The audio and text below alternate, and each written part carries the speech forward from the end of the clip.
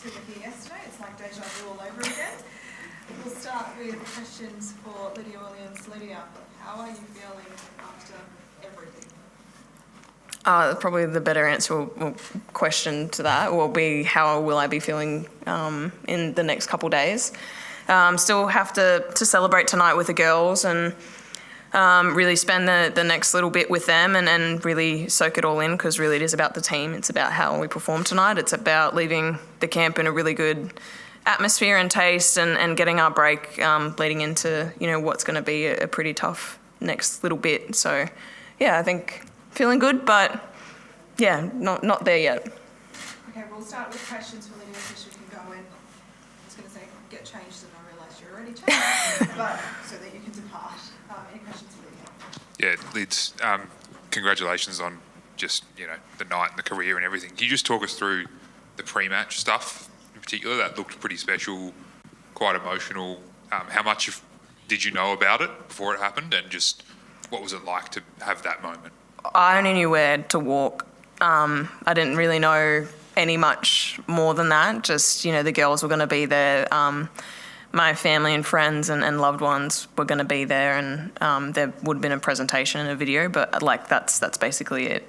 So yeah, it was all pretty emotional. I had some friends there that I've grown up with when I first started playing football in Canberra, and they really just follow me and make sure that they don't really know where I'm at in the world. So it was really nice to have them there and experience that moment. And obviously my mum and everyone around and the girls, that was really special. And to receive that gift from Yvonne was just incredible. And I think that was probably the moment that tipped me over emotion-wise. But, that was kind of a cap off to the kid that grew up in the desert that fell in love with football.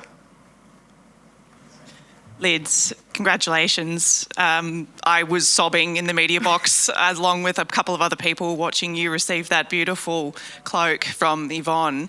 You were just speaking there about it being a sort of a homage to the way you grew up. How special does it feel? How significant does it feel to you to be connected to Australian sport through women like Yvonne and having a moment like that to sort of embrace that? Yeah, I don't know if it's like game recognises game, but no, but it was a lovely moment, and I think a lot of sporting women in Australia just want to leave the game better than when they first arrived in it, and don't really probably realise the impact of how they have shaped the culture of not only women's sport but just Australian sport. And to receive that from such an icon, a legend of tennis, is just absolutely really humbling. An Indigenous woman that's represented the country and her culture and done so much, and to have that and share that moment as Indigenous women in front of a packed stadium of people that fell in love with football. That was pretty special. And then you were substituted off just before halftime, so you got that whole second half to kind of just sit and watch and soak it in. How did that feel? What was going through your mind during that second half? Oh, just the same as always, just enjoying the crowd, enjoying the girls, how they played. We got 2 goals in the second half. We wanted to leave this game with a win, and we wanted to entertain the crowd, and that's what we did. And so, yeah, that was, just enjoying the moment with the girls on the sideline and celebrating goals and celebrating, plays that we were making in the game. So, yeah, it was still kind of, I guess, default going back to being just an athlete and supporting the team. Apologies. When you came off just before halftime, you got a guard of honour, standing ovation from the crowd.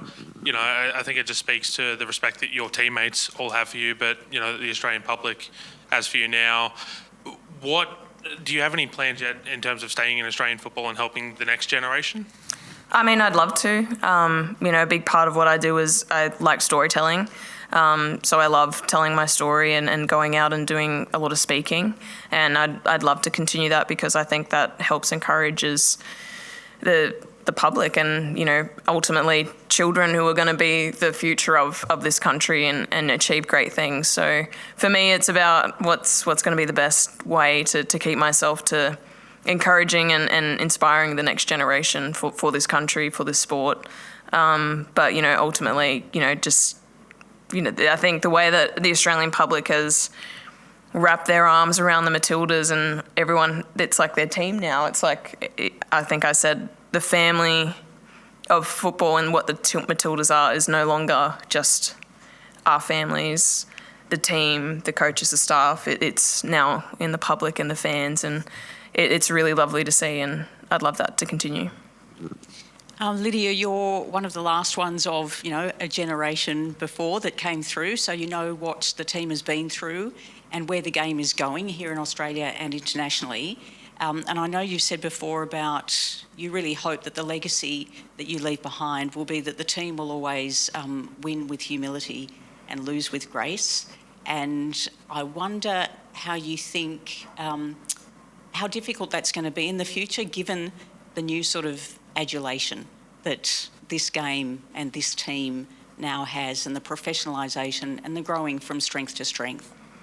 I mean, we have a really good group of girls with a really level-headedness around the team, and that's something that we found is actually the best technique and chemistry for this team, is to have that level-headedness, to have that humility, to have that passion, but also give back to the community. I think everyone has that, and even when I'm gone, the next people are going to be fulfilling that, because we had ultimately a coach that believed in us at the end of the day to get us to where we are. So, that's the one thing that we want to make sure is continued, that you deserve to be in this team because, you're a Matilda. One for Lydia. Question to Lydia. Actually, the hug between you and Mackenzie was a very touching moment for everyone. So it seemed that you two had a not short conversation. Would you like to share a bit about what you two exchange during that moment, and how did you feel about passing the baton to your fellow goalkeeper? Yeah, I've known Mackenzie a really long time, and she's been there for when I was starting a lot and being at World Cups and being on the stage and playing against her during W League seasons and seeing how she's grown. But also how she's pushed me to be a better goalkeeper. And then likewise, me pushing her to be the best goalkeeper as well once, the tides kind of started to shift when she was getting more in form. So I think it was just a real moment where it was just us two on the pitch, kind of just, having that moment of respect and admiration for each other, of where we've both come and where we are now, and knowing that both of us couldn't have achieved what we have without the other person. And on that beautiful note, we'll let Lydia go. Oh, thank you, everyone. Now you get the hard stuff.